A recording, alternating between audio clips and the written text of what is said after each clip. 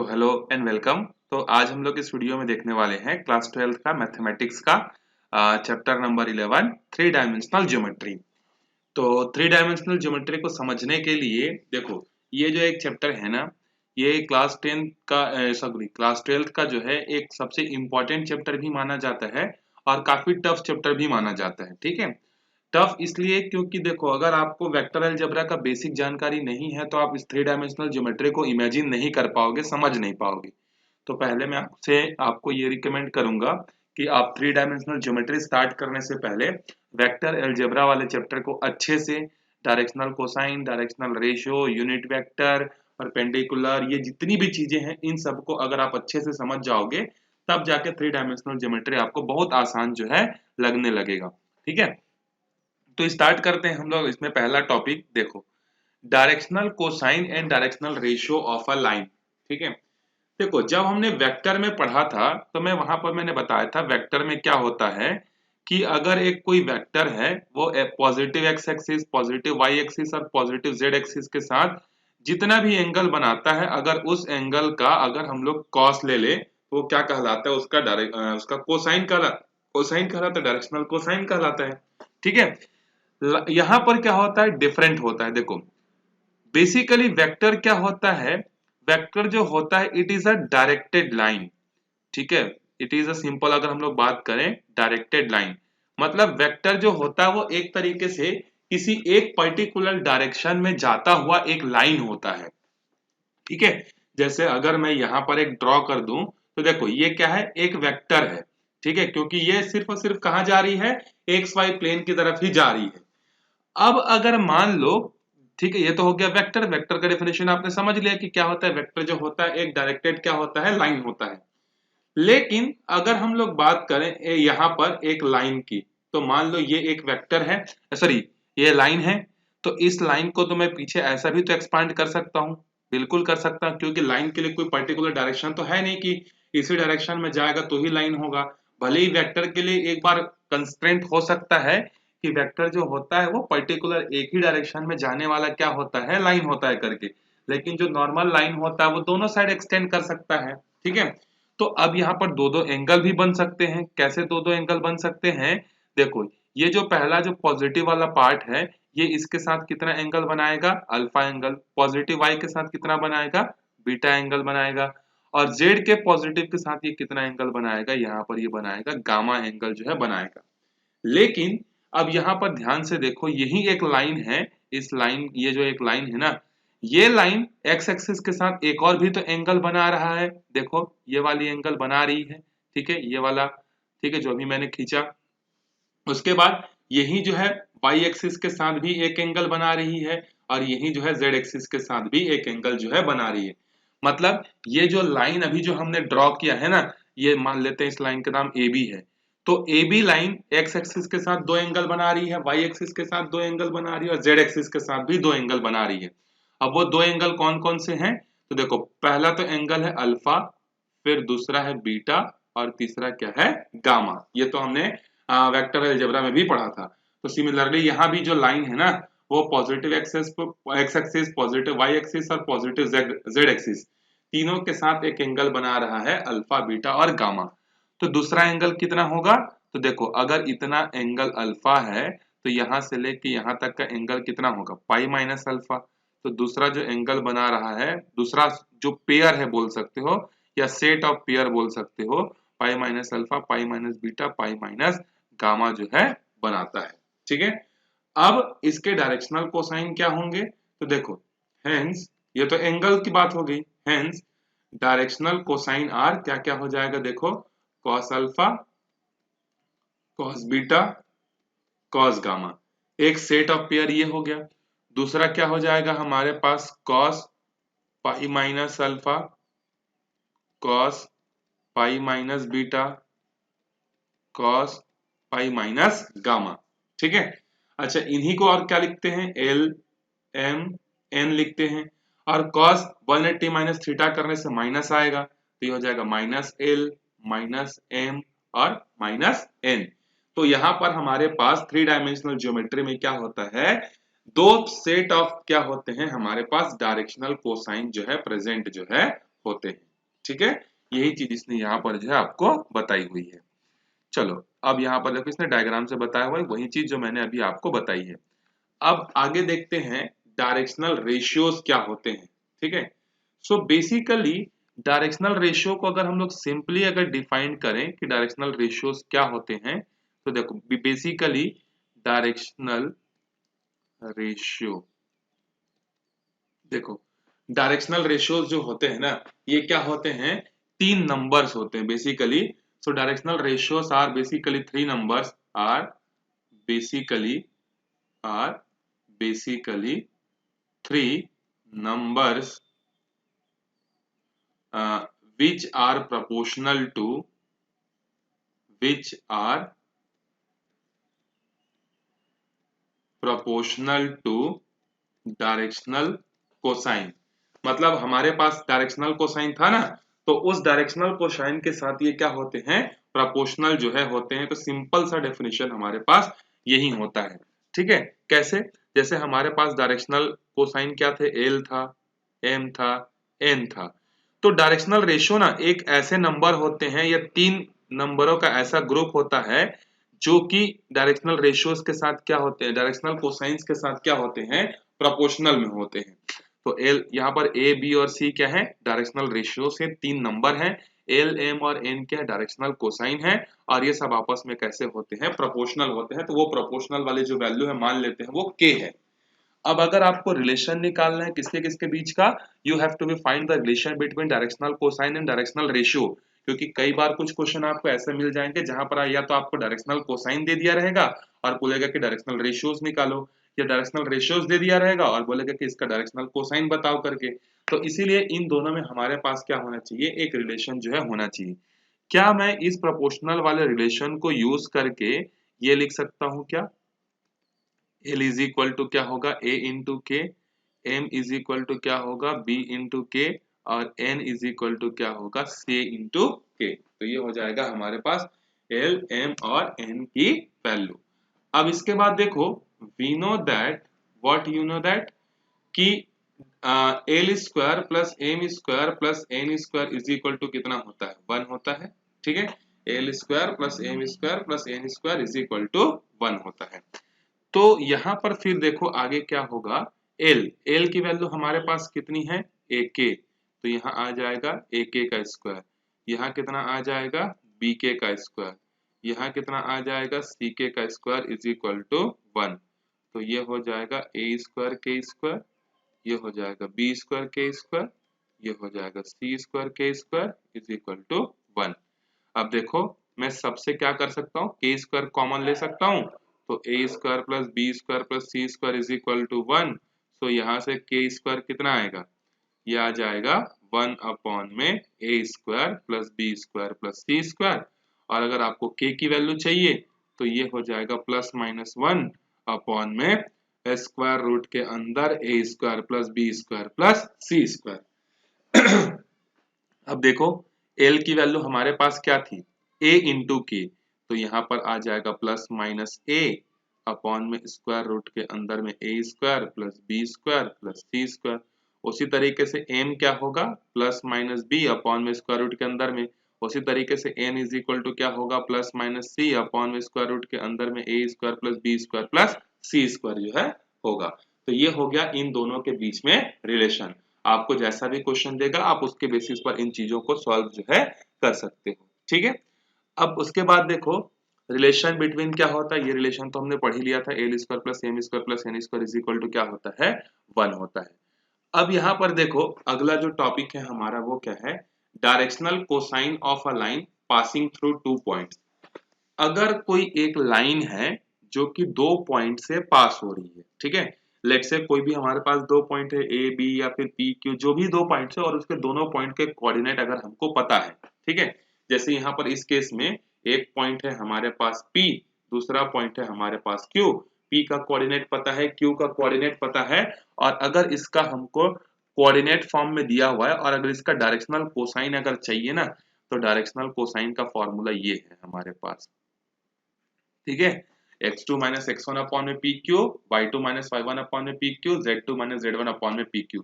और pq क्या है, P से लेके Q तक के बीच का डिस्टेंस, तो कैसे निकलता है, दोनों कोऑर्डिनेट के माइनस का स्क्वायर, फिर y के कोऑर्डिनेट के डिफरेंस का स्क्वायर, z के कोऑर्डिनेट के डिफरेंस का स्क्वायर करने से हमको क्या मिल जाएगा, ये मिल जाएगा। ठीक है, ये तो हो गया हमारा डायरेक्शनल कोसाइन। अगर सिंपली हमको डायरेक्शनल रेशियोज निकालनी है और दो पॉइंट के कोऑर्डिनेट अगर हमको गिवन है तो वो कैसे निकलेगा, देखो x2 minus x1, y2 minus y1, z2 minus z1, या इसका उल्टा, तो आपको क्या मिलेगा, यहाँ से जो वैल्यूज जो है डायरेक्शनल रेशियोज की जो है मिल जाएगी। ठीक है, चलो फर्स्ट एग्जांपल देखते हैं क्या दिया है। If a line makes 90 degree, 60 degree, 30 degree with the positive direction of x, y and z respectively, find the directional cosine। अब देखो इसने क्या बोला कि भाई positive X axis, positive Y axis और पॉजिटिव जेड एक्सिस के साथ एंगल बना रही है। तो here we can take alpha is equal to 90 degree, beta is equal to 60 degree, gamma is equal to 30 degree. तो अगर आप लगाओगे अल्फा 90 है तो cos 90 कितना होता है, 0। तो पहला डायरेक्शनल कोसाइन जो है 0 हो जाएगा L। दूसरा क्या होगा cos 60 मतलब 1/2 हो जाएगा, और cos 30 मतलब √3/2 हो जाएगा। ठीक है, चलो ये तो सिंपल सा क्वेश्चन था, अगर आएगा तो भी 1 मार्क्स के क्वेश्चन में ही आएगा ये, क्योंकि इससे बड़ा, इससे इजी क्वेश्चन और कुछ नहीं है इस चैप्टर में। ठीक है, चलो अब आगे चलते हैं, मूव ऑन करते हैं हम लोग सेकेंड क्वेश्चन पे। देखो एग्जांपल सेकेंड क्या है, if a line has directional ratios, जैसे अभी मैंने आपको बात किया था ना वही चीज है। देखो अगर एक लाइन है और उसके डायरेक्शनल रेशियोज ये है, मतलब ए बी और सी आपको दिया है, डिटरमाइन द डायरेक्शनल कोसाइन। तो देखो मैंने एल निकालने के लिए आपको क्या बोला था कि प्लस माइनस ए अपॉन में स्क्वायर रूट के अंदर में A square plus B square plus C square था। तो ये है एल की वैल्यू, ये है एम की वैल्यू, ये है एन की वैल्यू। तो इसने सिर्फ पॉजिटिव वैल्यू को ले लिया, ठीक है कोई बात नहीं। तो ए की वैल्यू कितनी है 2, 2 अपॉन में 2 का स्क्वायर माइनस 1 का स्क्वायर माइनस 2 का स्क्वायर, इसको सिंप्लीफाई करोगे तो ये मिलेगा, इसको सिंप्लीफाई करोगे तो ये मिलेगा, इसको सिंप्लीफाई करोगे तो ये मिलेगा। फिर उसके बाद एग्जांपल नंबर 3 क्या है, देखो find the directional cosine of a line passing through the 2 points this and this. देखो बड़ा सिंपल सा है, अगर हमको एल चाहिए तो एल का फॉर्मूला क्या था, x2 माइनस x1 अपॉन में pq। लेकिन पहले तो pq चाहिए, तो pq निकाल लेते हैं हम लोग। x2 माइनस x1 का square plus y2 minus y1 का स्क्वायर, z2 माइनस z1 का स्क्वायर। सो x2 1 1 minus minus 1 minus minus 2 करने से 3 आएगा, तो 3 का स्क्वायर हो जाएगा। 2 माइनस 4 मतलब माइनस 2 का स्क्वायर हो जाएगा। 3 माइनस माइनस 5 प्लस 8 हो जाएगा। तो यहाँ से कितना आएगा, 3 का स्क्वायर 9, 2 का स्क्वायर 4, 8 का स्क्वायर 64। तो यहाँ से कितना हो जाएगा, देखो 68 और ये हो जाएगा 77। ठीक है, तो यहाँ से हमारे पास कितना आ जाएगा, √77। तो अब देखो डायरेक्शनल कोसाइन, तो x2 माइनस x1 करने से कितना आएगा, 1 माइनस माइनस 3 मतलब 3 अपॉन में √77। फिर m कैसे निकलेगा, y2 माइनस y1 अपॉन में pq। तो y2 माइनस y1 मतलब 2 माइनस 4 मतलब माइनस 2 अपॉन में √77। फिर उसके बाद n कैसे निकलेगा, z2 माइनस z1 अपॉन में pq। तो z2 है 3, 3 माइनस 5 मतलब प्लस हो जाएगा 8 अपॉन में √77। ठीक है, ये हो गया हमारा कोई ये।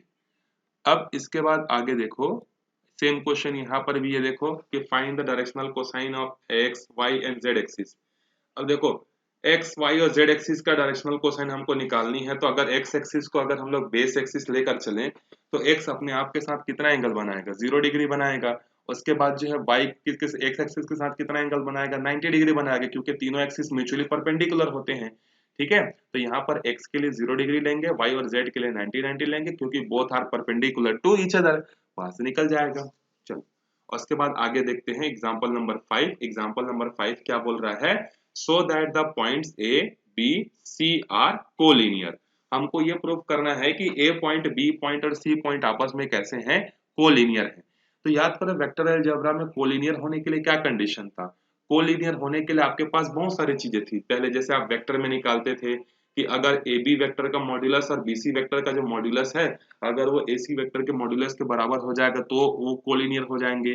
या फिर आप ये चेक करते थे कि क्या उनके डायरेक्शनल जो रेशियोज हैं वो आपस में प्रोपोर्शनल है तो भी हो जाएगा, क्योंकि ये वाला याद करो, vector A is equal to lambda times of vector B था ना, तो वेक्टर ए अपॉन में vector B is equal to lambda, मतलब उसके डायरेक्शनल रेशियोज कैसे हैं, प्रोपोर्शनल है, क्योंकि नॉर्मल वेक्टर में जो स्केलर कंपोनेंट होते हैं वो डायरेक्शनल रेशियोज को दिखाते हैं ना, तो वेक्टर ए अपॉन में वेक्टर बी करेंगे तो डायरेक्शनल रेशियोज को कंपेयर कर रहे हैं, तो अगर डायरेक्शनल रेशियोज अगर आपस में प्रोपोर्शनल में है तो भी वो आपस में क्या हो जाते हैं, कोलिनियर हो जाते हैं।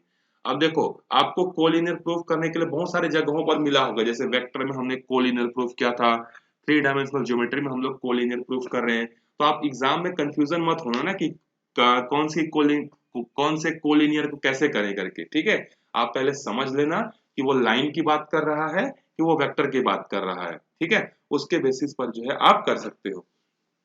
तो अभी अगर हम लोग निकालते हैं, जैसे ए और बी का हम लोग ज्वाइन करेंगे तो हमको कुछ डायरेक्शनल रेशियोज मिलेगा, बी और सी को अगर हम लोग ज्वाइन करेंगे तो कुछ डायरेक्शनल रेशियोज मिलेगा, तो ए और बी के डायरेक्शनल रेशियोज निकालते हैं, बी और सी के डायरेक्शनल रेशियोज निकालते हैं, और अगर ये डायरेक्शनल रेशियोज अगर आपस में प्रोपोर्शनल हो जाएंगे तो ये हो जाएगा। तो अगर हमारे पास 2 पॉइंट है तो डायरेक्शनल रेशियोज कैसे निकालते हैं, तो सिर्फ और सिर्फ अगर डायरेक्शनल रेशियोज चाहिए तो x2 minus x1, y2 minus y1, z2 minus z1, तो ये x1 y1 z1, x2 y2 z2 A B के लिए, BC के लिए x1 y1 z1, x2 y2 z2 ये आएगा। फिर जब इन दोनों में हम लोग डिफरेंस निकालेंगे तो AB का डायरेक्शनल रेशियोज ये है, BC का डायरेक्शनल रेशियोज ये है।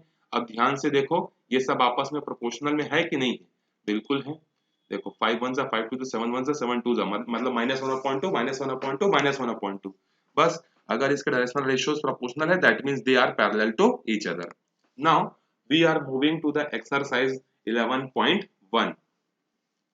If a line makes 90 degree, 135 degree, 45 degree with the x, y and z axis respectively, find the directional cosine।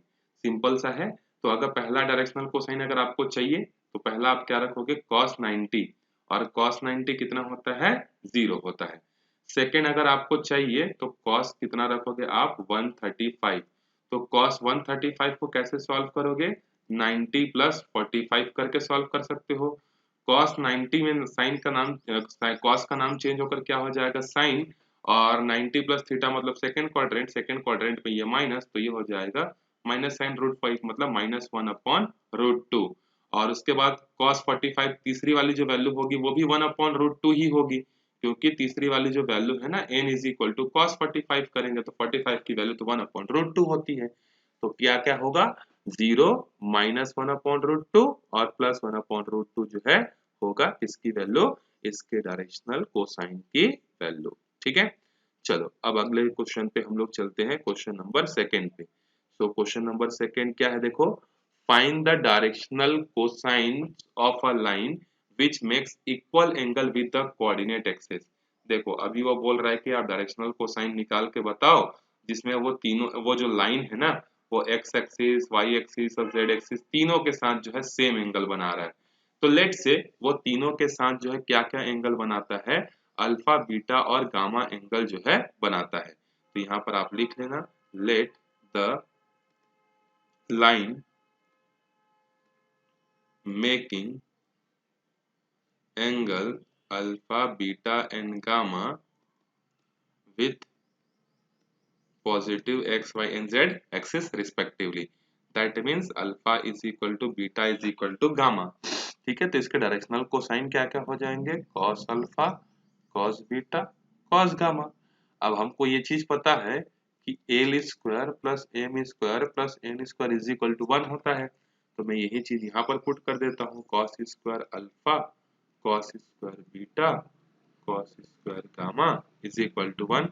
अब अल्फा बीटा गामा सब एक ही हैं तो यहाँ पर आ जाएगा cos square alpha, cos square alpha, cos square alpha is equal to 1, तो ये हो जाएगा 3 times of cos square alpha is equal to 1, तो cos square alpha is equal to कितना आ जाएगा, 1 आ जाएगा, 1/3 आ जाएगा। फिर यहाँ से जब आप cos अल्फा निकालोगे तो ये आएगा 1/√3। तो अगर cos अल्फा की वैल्यू प्लस माइनस 1/√3 है दैट मीन्स cos बीटा भी वही होगा, cos गामा भी वही होगा, तो ये हो गए हमारे डायरेक्शनल कोसाइन। उसके बाद देखो, if a line has directional ratios -18 12 4 then what are is directional cosine.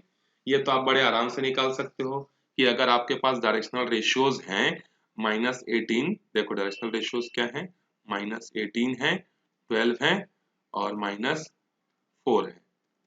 तो अगर हमको ये मान लेते हैं ये A है, ये B है और ये C है, तो cos अल्फा कैसे निकलेगा, तो A अपॉन में स्क्वायर रूट के अंदर में A square plus B square plus C square, तो -18 अपॉन में -18 का स्क्वायर करना यहाँ पे, फिर 12 का स्क्वायर करना, -4 का करना, इसी को एल बोलते हैं ना। अगर आपको एम चाहिए, कॉस बीटा चाहिए, तो -18 के जगह 12 रख देना, अगर आपको कॉस गामा चाहिए तो -18 की जगह -4 रख देना, आ जाएगा आंसर। ठीक है। देखो क्वेश्चन नंबर 4 क्या है, so that the point this are collinear. अभी तो एक एग्जांपल किए थे भाई कि अगर ये मान लो A है, ये मान लो B है, ये मान लो C है, AB का डायरेक्शनल रेशियोज निकालो -1 और यहाँ पर कितना आ जाएगा -2 मतलब -3। तो AB के डायरेक्शनल रेशियोज क्या मिल रहे हैं, देखो -2 और -3 हो जाएंगे -5, 1 और ये हो जाएंगे -3। BC के डायरेक्शनल रेशियोज क्या मिल रहे हैं, 5 और 1 हो जाएगा 6, 8 और 2 हो जाएगा 10, 7 और 1 हो जाएगा 6। अब देखो ये सब के सब कैसे हैं, प्रोपोर्शनल में है कि नहीं है, -3 अपॉन में 6, -5/10, -3 अपॉन में 6, सब 1/2 के बराबर है, -1/2 के। So since the directional ratios are in proportional, so the ये पॉइंट्स जो है आपस में कैसे हैं, कोलिनियर जो है। ठीक है। अब आगे चलते हैं हम लोग यहाँ पे। देखो पांचवा क्वेश्चन क्या है, find the directional cosine of the sides of a triangle whose vertices are this. मान लेते हैं कि हमारे पास जो है यहाँ पर एक ट्राइंगल है, ठीक है, और उस ट्राइंगल के जो वर्टिसेस हैं वो है 3, 5, -4 और यहाँ थे -1, 1 और 2, फिर यहाँ है -5, -5 और -2। ठीक है। तो हर एक साइड का मान लेते हैं ये A है, ये B है और ये C है। तो हर साइड का आपको क्या निकालना है, यहाँ पर जो है डायरेक्शनल कोसाइन निकालनी है। तो सिंपली आप हर एक साइड को एक एक लाइन कंसिडर कर लो। और अगर हमने ए बी लाइन का बताऊं, directional cosine of A B, तो फॉर्मूला क्या होगा, x2 माइनस x1 अपॉन में ए बी। ठीक है। उसके बाद दूसरी वाली वैल्यू क्या होगी, y2 माइनस y1 अपॉन में A B, comma z2 minus z1 upon में ए बी। ठीक है। अब देखो ए बी तो आपको निकालना ही पड़ेगा, तो आप ए बी कैसे निकालोगे, तो देखो ए बी निकालोगे कैसे, सो 3 -1 -1 +1 हो जाएगा, यहाँ आ जाएगा 4 का स्क्वायर, फिर 5 -1 मतलब अगेन 4 का स्क्वायर, -4 और 2 हो जाएगा प्लस -6 का स्क्वायर। सो ये कितना हो जाएगा, 4 का स्क्वायर 16, अगले 4 का स्क्वायर 16 और -6 का स्क्वायर कितना हो जाएगा 36। ठीक है। तो इसको जब आप सॉल्व करोगे तो ये आएगा 68। ठीक है, स्क्वायर रूट के अंदर में। चलो अब हम लोग निकालते हैं क्या, डायरेक्शनल रेशियोज। सो देखो अगर पहला वाला चाहिए तो x2 माइनस x1, तो 3 माइनस -1 मतलब 4, 4 अपॉन में √68, ये ए बी लाइन की बात हो रही है ना। फिर उसके बाद है y2 माइनस y1, तो ये भी आएगा 4 अपॉन में √68। फिर उसके बाद जो है z2 माइनस z1, तो -4 और ये हो जाएगा -6 अपॉन में √68 हो गया। ठीक है। या आप चाहो तो देखो ए बी ले रहे हो ना, तो आप इसको x1 y1 z1 ले लो, इसको x2 y2 z2 ले लो, तो ये माइनस हो जाएगा, ये माइनस हो जाएगा और ये वाला जो है प्लस हो जाएगा। ठीक है, इतना तो हो जाएगा आपसे। बाकी सिमिलरली AC लाइन का और सिमिलरली BC लाइन का जो है आप खुद से सॉल्व करना। तो इस वीडियो में हम लोग यहीं तक देखते हैं। अगले वीडियो में फिर हम लोग लाइन के इक्वेशंस के बारे में जो है बात करेंगे, मतलब 3 डायमेंशनल ज्योमेट्री में वेक्टर फॉर्म और कार्टेशियन फॉर्म में लाइन का इक्वेशन जो है कैसे होता है। तो मिलते हैं अगले वीडियो में, तब तक अच्छे से प्रैक्टिस करते रहो। Bye bye.